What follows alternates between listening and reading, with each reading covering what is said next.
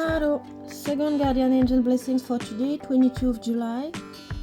So, guardian angel blessing, au pluriel, guardian of thought. You may be called upon to be a spokesperson for a cause close to your heart.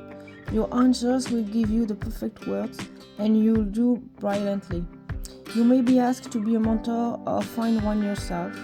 The situation involves someone who is professional with a positive attitude and fresh ideas.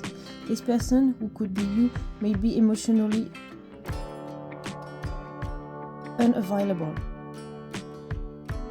Okay. So, guardian angel blessings for today.